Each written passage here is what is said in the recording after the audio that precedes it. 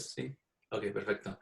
Bueno, como estaba diciendo, yo dirijo este centro y iniciamos en 2012, se llama Centro para una Sociedad Libre y Segura, y tenemos ya 8 años y mucho trabajo hemos hecho en diferentes países de la región, Venezuela, Bolivia, Colombia, Guatemala, México y obviamente Argentina. Argentina siempre ha sido un país que hemos prestado mucha atención, especialmente en este tema, porque este es un tema que en cierta forma despertó a América Latina, toda la región, por Argentina, por trágicamente los atentados terroristas que tuvieron en su país. Y a propósito de lo que quiero hacer, un panorama muy amplio de cómo es el terrorismo internacional en América Latina. Eso es algo que aquí en Estados Unidos se está discutiendo ahora y también con mucha más importancia, porque hay cosas que están pasando actualmente en los países de ustedes que causa preocupación. Suele ser un poco alarmante a veces cuando doy estas presentaciones, pero sí en la parte de preguntas me gustaría hablar de soluciones si lo ven conveniente, porque creo que todos nosotros estamos en esta lucha juntos, los que están trabajando con los congresos o los gobiernos, pero también los analistas expertos y todos los ciudadanos por sí. No sería adecuado hacer una presentación sobre terrorismo en América Latina sin dar un homenaje y recuerdo de unas personas que creo que realmente ha enseñado a todo el mundo. Quiero al fiscal Alberto Nisman. Más bien yo ver sobre terrorismo internacional en la región más o menos en el año 2008 y empecé a estudiar y las primeras informes, los primeros trabajos que yo me puse a estudiar con mucho cuidado fue los informes del fiscal Nisman, ¿no? O sea, la investigación que él hizo en el 2006, que lo sacaron público en el 2006, la acusación formal contra los iraníes y Hezbollah por el atentado de la AMIA de 94, fue hasta fecha uno de los mejores informes de investigaciones de terrorismo que he visto en mi vida. Además, bien, también he tenido el privilegio de leer las informes de inteligencia que respaldaba, y te digo sinceramente, esto fue una investigación de A1, en cualquier país, en Estados Unidos, en Israel, en Alemania, donde sea. O sea, yo creo que hasta Estados Unidos aprendió mucho de Argentina en el aspecto, porque en ese entonces, estamos hablando de principios del siglo XXI, nosotros en Estados Unidos estamos muy enfocados en el aspecto de terrorismo islámico sunita. O sea, estamos mirando Al-Qaeda, estamos mirando los redes de terrorismo del lado sunita, porque obviamente después de 11 de septiembre eso fue el enfoque. Pero teníamos conocimiento de Hezbollah, obviamente, teníamos también conocimiento del apoyo de Irán, pero no se conocía mucho cómo esa red que se conoce en el Medio Oriente operaba en América Latina, si no fuera por el trabajo de Alberto Nisman y todo el equipo de la UFIAMIA y también de la inteligencia argentina de ese momento, del CIDE, como se llama, que hicieron un trabajo de investigación muy profesional. Debí reconocer también a varias personas que están en ese equipo en ese entonces. Miguel Ángel Tomás, por ejemplo, alguien que me ha podido enseñar mucho de lo que existió en ese caso. Yo creo que la muerte de Alberto Nisman ya este último enero, que fue el 18 de enero de 2020, pasó 5 años necesario.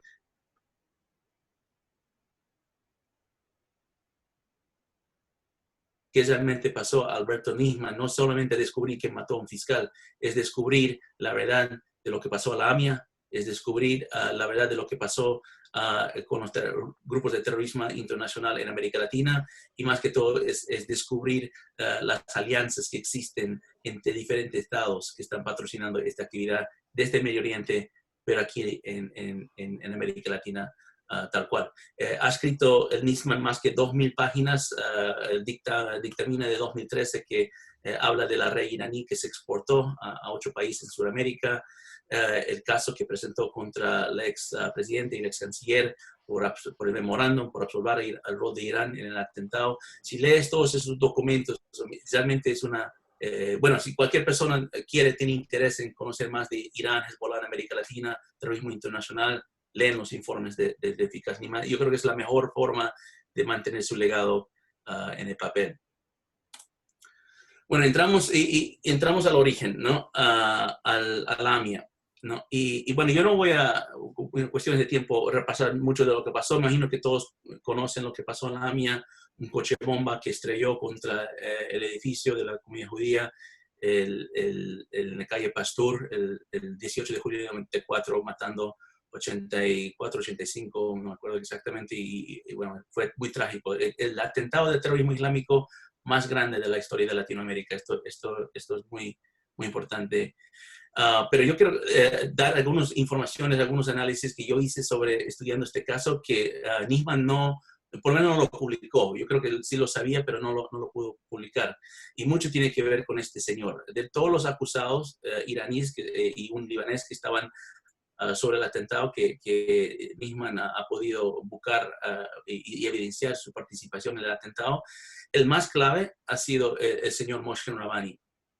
Moshe Rabani, conociendo su trayectoria, tuvo una trayectoria prácticamente que formó la red iraní en América Latina, porque este señor hizo una cobertura, lo que se llama un triple cobertura, una cobertura diplomático, una cobertura comercial y una cobertura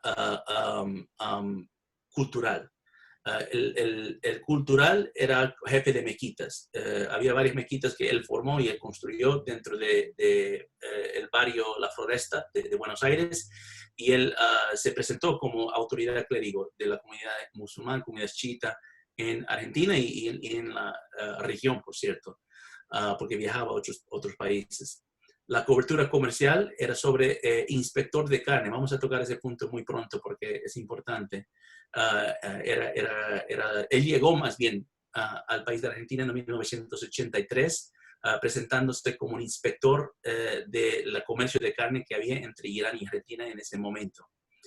Y la cobertura diplomática que le dieron al final, justo unos meses, creo que si no me equivoco, como 5 o 6 meses o tal vez menos, del atentado a la AMIA, cuando le presentaron como agregado cultural, oficialmente con credencial diplomático de la Embajada de Irán en Buenos Aires. Él construyó esta triple cobertura, que es una triple cobertura que muchos de los oficiales de Irán lo usan hasta la fecha de hoy, en otras embajadas iraníes en diferentes partes de la región.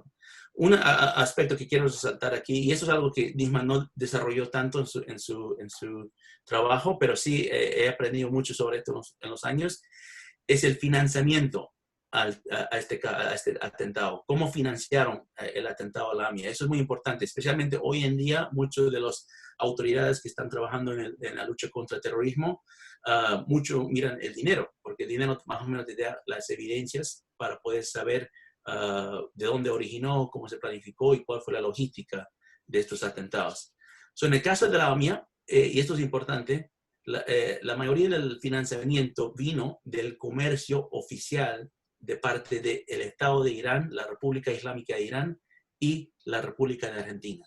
O sea, Irán y Argentina compartieron una relación comercial muy privilegiada en el lado de importación y exportación de carne. Todos sabemos en los años 80 hasta la fecha que Argentina fue uno de los más grandes exportadores de carne a nivel mundial, y Irán tuvo el privilegio de poder tener una relación privilegiada de comercio con Argentina en este aspecto. Al punto de 1987, más que 80% del consumo interno de Irán, de su consumo interno de carne, se provenía desde Argentina. O sea, Argentina era muy importante para la carne que llegaba a Irán. Pero en vez de disfrutar esa relación comercial que la mayoría de países estarían muy envidiosos de tener, en vez de aprovechar eso, usaron ese lazo comercial como una cobertura para insertar infiltrados, espías y agentes de inteligencia que están vinculados al terrorismo en el país de Buenos Aires. En el año 1983, cuando Rabani llega a Argentina, él llega con esta cobertura que te dije, y solo había, creo que no más de 13 oficiales iraníes en la Embajada de Buenos Aires, o sea, no más de 13 máximo. Y eso es normal, por un tamaño de embajada que tienen, el nivel de comercio, el nivel de relaciones diplomáticas que tienen ahí en los dos países, no creo que suena muy abnormal. Hasta el año 1993, o sea, 10 años, una década después, Irán subió ese número a 63 oficiales en Buenos Aires. O sea, ascendieron de 13 a 63 en 10 años. 63 oficiales es mucho, especialmente si solo tienes 5 empresas estatales que están vinculadas al comercio. Entonces, ¿cómo hizo Irán para meter tanta gente y que la Cancillería argentina lo permitió? Bueno, prácticamente mintieron. En vez de meterlo como agregados comerciales o agregados políticos, diplomáticos, decidieron no hacer eso porque llamaría la atención. O sea, si solo tienes 5 empresas estatales en todo el país, Irán solo tiene 5 empresas en todo el país de Argentina, poner, digamos, 20, 30 agregados comerciales daría una alarma a la Cancillería y yo creo que no permite que entren tantos. Entonces, ¿qué hicieron? Los agregaron como agregados culturales, vinculados a la inspección de la carne que se estaba exportando de Argentina a Irán. O sea, agregados culturales que van a inspeccionar la carne. El carne que se llama carne halal. Halal es un proceso en ley islámica que por el hecho de su fe en Irán, tienen códigos estrictos en sus leyes de cualquier importación que viene del exterior en el lado de carne, tiene que ser certificado con normas y ritos religiosos que son importantes en sus creencias. Y esto se llama halal. Halal es prácticamente la forma que desde el momento que cultivas la vaca hasta que se muere, cómo sacas la sangre, todo eso tiene un proceso muy detallado y tienen inspectores que tienen que verificar que eso fue hecho tal y como su religión lo manda.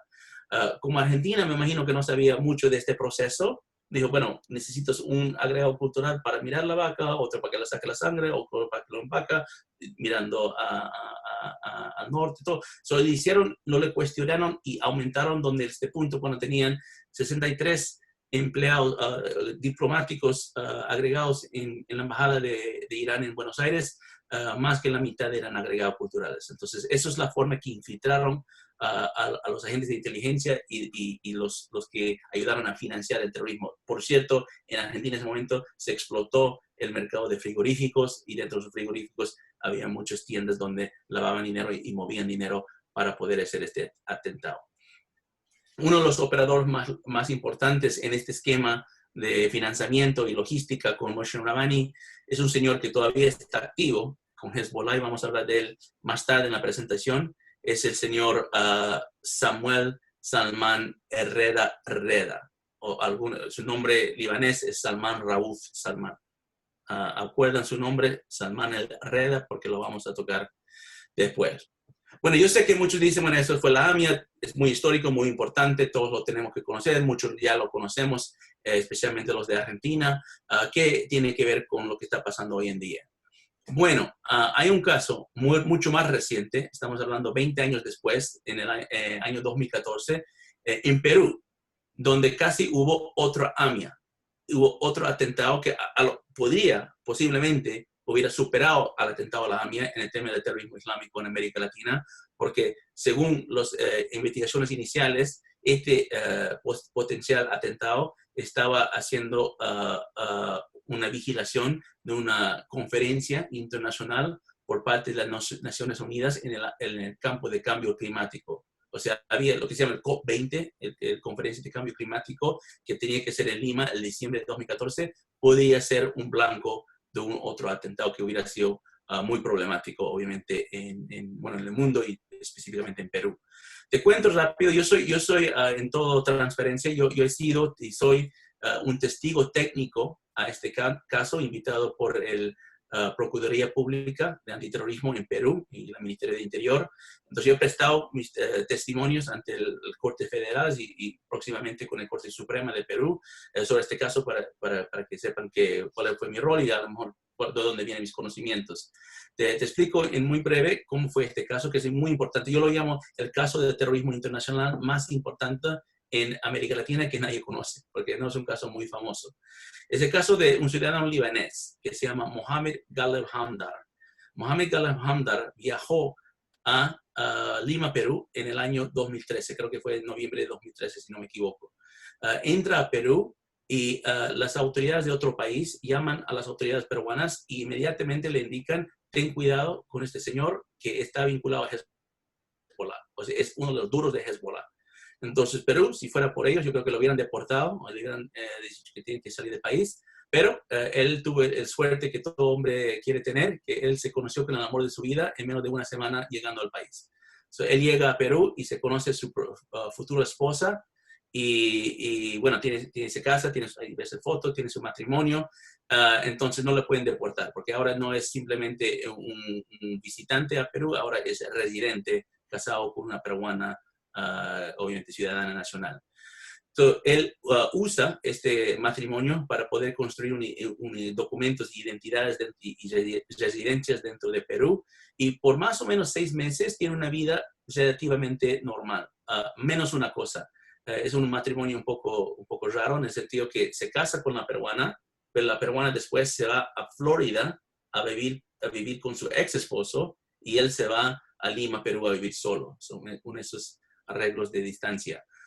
Bueno, se queda en Lima relativamente normal, va al mercado, va al gimnasio, hace su rutina, lo que se llama rutina de vida, pero está siendo vigilado por las autoridades peruanas por sus vinculaciones con Hezbollah.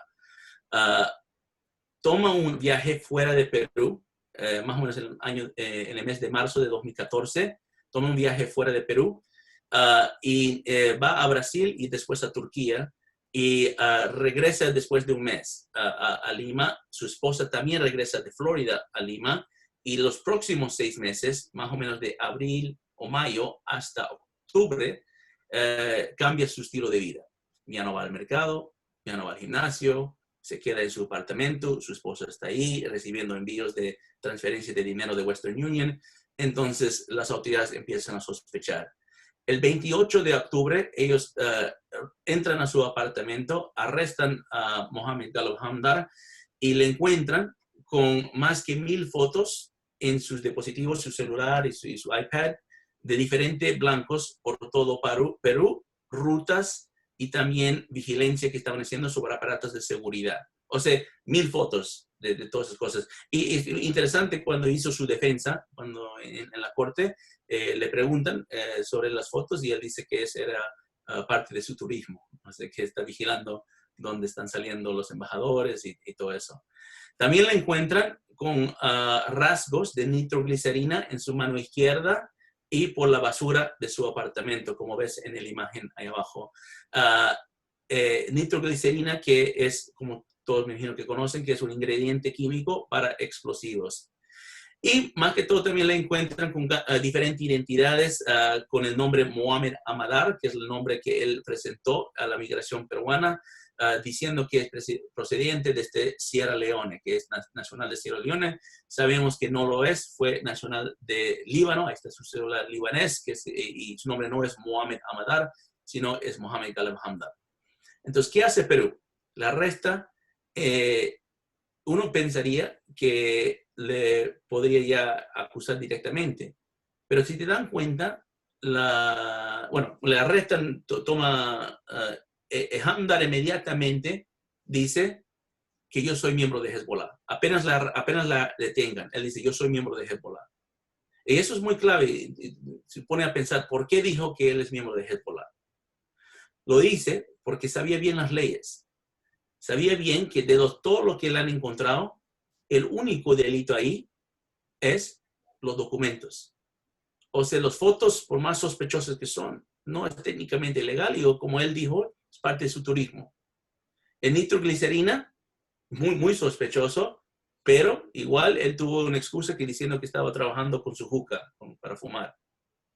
Pero la identidad es claramente falsa, ese pasaporte de Sierra Leone no es verdad, entonces le pueden deportar. Entonces él dice que soy de Hezbollah, pero piensa que solamente le iban a deportar. Pero ¿por qué Perú tiene fuertes leyes de antiterroristas? La han podido por lo menos detener bajo sus acuerdos que tienen con la OEA y las Naciones Unidas en el marco de contra terrorismo, por lo menos para acusarlo y ir a la corte. Fueron a la corte en el año 2016, y en el año 2018, si no me equivoco, le declararon culpable de fraude migratorio, le sentenciaron 8 años, pero no culpable del delito de terrorismo. Ahora, tuvo bueno, mi testimonio, aunque y otros trabajos que hizo la Procuraduría Pública de Perú, tuvieron suficiente evidencias que no se podían presentar en el caso. Entonces lo apelaron esa decisión y lo llevaron a la Corte Suprema, y la Corte Suprema el año pasado anuló la decisión del Corte Federal y abrieron de nuevo el caso de Hamdar. Entonces, él está ahorita, bueno, está detenido, está sirviendo su sentencia sobre fraude migratorio, pero está haciendo también bajo el juicio por el Corte Suprema, y este año va a finalizar este caso. Entonces, si le llegan a condenar, sería el primer miembro de Hezbollah condenado por un acto de terrorismo en la historia de América Latina. O sea, eso incluye la AMIA, eso incluye todo lo que se escucha en la triple frontera. Nunca ha habido un operador de Hezbollah condenado por terrorismo. Por otros delitos, pues narcotráfico, lavado, sí, pero por terrorismo no pasó, y muy rara vez pasa en el mundo. Entonces, eso es por eso que este caso es tan importante. Es más, yo tenía que ya presentar mi testimonio, pero por la coronavirus se postuló, pero espero hacerlo muy pronto así. Una de las cosas de que dentro del caso de Hamdar, donde Hamdar ha podido viajar, cuando él viajó, y esto ahora es informaciones que vienen desde las autoridades peruanas, que yo mismo independientemente no he verificado, pero según las autoridades peruanas, cuando Hamdar viajó a Turquía, él se reunió con alguien que se llama Salman Herrera o Salman Rauf Salman. Ahora, ustedes se van a acordar de ese nombre porque es el mismo señor que ayudó a Moshe Rabbani a planificar el atentado a la AMIA. ¿Y qué pasó con Salman Rauf Salman o Salman Herrera, como le conocen, desde el 94 hasta la fecha? Bueno, ha ascendido a cargos muy importantes en la jerarquía de Hezbollah. En Hezbollah hay diferentes unidades, diferentes brazos. Dentro de todo su organigrama, la unidad más peligrosa, la unidad que tiene más poder, en el lado especialmente en el lado del terrorismo, la unidad clandestina, se llama la unidad 910, la Organización de Servicio Externo. Ese es el brazo de Hezbollah que hace toda la actividad de inteligencia, de toda la actividad de planificación de atentados, y opera literalmente secretamente con el apoyo de Irán en todo el mundo. Se estima en este momento que Salman Rauf Salman es el operador número 3 de la unidad 910, que ha ascendido a tener un cargo muy importante con Hezbollah. Pero aquí está el clave: es colombiano, no es originado, nacido en Líbano, nació en San Andrés, Colombia, y se casó con una argentina de Gabriela Sainz, y eso fue su vinculación a Argentina para el atentado a la AMIA. Salman Rauf Salman está vinculado con el caso Hamdar, está vinculado con el caso Rabbani del atentado a la AMIA, y también está vinculado al crimen organizado con sus conexiones con un famoso clan de Paraguay y Brasil, que es el clan Barakat. El clan Barakat es un clan muy conocido en la triple frontera porque es un clan que ha estado financiando mucho las actividades de esa zona en el lado comercial.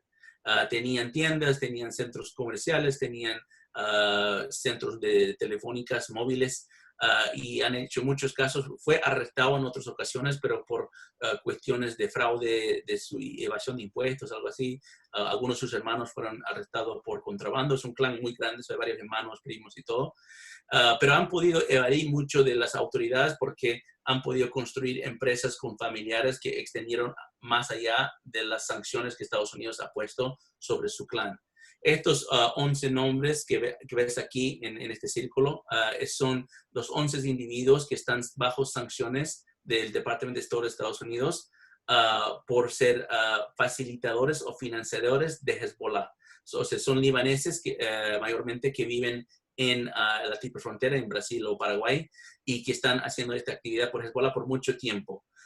Y estos señores han puesto bajo sanciones, pero esas sanciones no les han limitado su habilidad de poder construir otras empresas. Estos son los números de empresas que han podido construir después de la fecha que pusieron las sanciones. Entonces, Barakat ha sido muy clave en todo esto, con sus primos, con sus hermanos, y ves como que 3 o 4 Barakat que ya están bajo sanciones, y fue arrestado hace 2 años atrás, el 21 de septiembre de 2008, que en una operación muy importante. Yo me gustaría entrar un poco más de detalle, pero ahorita por cuestiones de tiempo no puedo, pero inició mayormente con el congelamiento de fondos por la Unidad de Inteligencia Financiera en Argentina, y esto fue una acción muy importante y un precedente para poder llegar a acciones después. Después la inteligencia se aumentó en la región, había unos casinos que se estaban utilizando para lavar el dinero que se estaba proveniendo de la triple frontera, y le arrestaron a Saad Barakat en Brasil en esa fecha. Barakat es como es, y ha sido un poco controversial porque uno dice, bueno, Barakat es parte de Hezbollah o no es parte de Hezbollah. Bueno, en algunos casos, algunos han dicho que sí es parte de Hezbollah, recibió una carta directamente del secretario general de Hezbollah, Hassan Nasrallah, agradeciéndole por todo su apoyo financiero que ha hecho a la causa, pero dice eso no es suficiente para decir que es miembro como Hamdar o como Samuel Herrera, o sea, un miembro duro de Hezbollah. Yo no creo que importa que sea miembro o no miembro, o sea, la forma que Hezbollah opera es bajo redes, y esas redes tienen diferentes niveles. Algunos son financistas, otros son facilitadores, otros son operadores logísticos. No son miembros, como tienen una tarjeta que dice yo soy miembro apoyado por Nasrallah de Hezbollah, pero apoyan en la materia logístico a las operaciones de Hezbollah, que a mí me parece sumamente importante. Esto va dentro de lo que se llama la convergencia de terrorismo internacional con crimen organizado transnacional, donde tienen objetivos distintos. O sea, los criminales quieren tener dinero, los terroristas quieren tener poder o política, o a veces quieren hacer mártires. Los objetivos son distintos, pero lo que los une es la logística. O sea, la logística las pone, las mismas rutas, los mismos bancos, los mismos testaferos, en muchos casos operan por los dos. Entonces, Barakat cuadra dentro de esta operación, esta red logística que apoya a Hezbollah y también ha apoyado a otras mafias de la región. Por varias empresas que él ha construido, le tienen vinculado a una conexión directa con el clan Nasser al-Din de Venezuela. El clan Nasser al-Din de Venezuela es un clan de larga data en Venezuela, más bien los Nasser al-Din originales que llegaron a la isla Margaritas de Venezuela son conocidos por apoyar la campaña de Hugo Chávez antes que fue presidente. Estamos hablando de los años 90 entre 94 a 98. Y bueno, cuando llega a la presidencia Hugo Chávez, Ghazi Nasreddine, que lo ves aquí en la mano derecha abajo en la pantalla, Ghazi Nasreddine llega a ser diplomático. Llega a ser diplomático y le envían primero le intentan enviar a Líbano, pero no suela, porque él es originalmente libanés. Viene a Venezuela, se nacionaliza como venezolano y quiere regresar a su país de origen como ser político, que creo que fue contra las reglas en realidad. Le mandan a Siria. Él llega a ser ministro consejero a Siria y él forma un esquema de documentación. Donde dan, y esto fue cubierto por CNN en un documental que se llama Pasaportes en la Sombra, y bueno, varios otros reportajes periodísticos desde entonces que sacaron informaciones sobre esto, pero lo que reportan en esos documentales es solo un parte de un esquema mucho más grande, de poder dar identidades, no solamente documentos, pero identidades falsas a presuntos miembros de Hezbollah, y haciéndolo justo en su momento con el ex ministro de Interior y ex vicepresidente y actual ministro de Industrias y Producción Nacional, ministro de Petróleo, ministro de Minería, Tarek El-Aissami. Ghazi Nasreddine es el mano derecha de Tarek El-Aissami, sus ojos y orejas en el Medio Oriente, para construir un esquema para documentar y dar identidades falsas a presuntos miembros de Hezbollah del Medio Oriente. Voy a enfatizar la preocupación sobre este caso, porque es la habilidad de dar una identidad a alguien que nunca ha pisado suelo venezolano, que nunca ha estado en Venezuela, pero puede viajar a Europa, propio Medio Oriente o otros países diciendo que es venezolano, porque tiene toda la documentación que respalda su falsa identidad.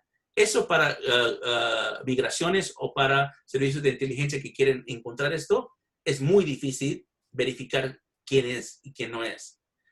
Te doy un ejemplo. El caso de Hakim Diop-Fatah, que lo ves ahí en su pasaporte ahí abajo, ¿no? Ese es un caso que fue revelado por un ex policía venezolano, alguien que estaba ha sido el protagonista de este documental de CNN, se llama Misael López Soto, lo puedes ver ahí en un evento en el Senado que mi centro patrocinó en el año 2017. Hakim Díaz Fatah estaba un señor que estaba vinculado, tiene sospecha que estaba vinculado a los atentados de 11 de septiembre, o sea, el atentado de Al-Qaeda de 11 de septiembre. El Hakim Díaz Fatah hizo algo donde se escapó de Estados Unidos, estaba supuestamente tomando un curso de pilotos, algo de los otros terroristas de Al-Qaeda en el lado de Florida, creo que un curso, no, era un curso de pilotaje. Se escapa, el FBI va detrás de él, le busca en Venezuela, dice Hugo Chávez, ¿dónde está este señor? Hugo Chávez dice, yo no sé nada, no sé, no vi, no sé, y desaparece. Bueno, Misael le encuentra años después, en el año 2015, porque le encontraron en Jordania, porque estaba tratando de hacer otro atentado, o financiar, o organizar otro acto terrorista. Y el grupo que él salió, él estaba acusado por las autoridades de Jordania, pero no fue condenado, o sea, fue liberado, absuelto de esa acusación. Pero fue absuelto porque la defensa legal de este señor, según las fuentes que dicen al señor López Soto, su defensa legal fue apoyado por la consulado de Venezuela en Jordania. O sea, el gobierno de Venezuela ayudó a liberar a este terrorista aquí, opera bajo argumentos que fue loco, qué sé yo. Esto es importante porque esto te muestra la cantidad de la red que existe, que se ha ido formando y el rol que Venezuela ha tenido, especialmente el régimen de Chávez y después el régimen de Maduro en este lado, porque hoy en día, cuando estamos mirando Venezuela, se está hablando de Irán.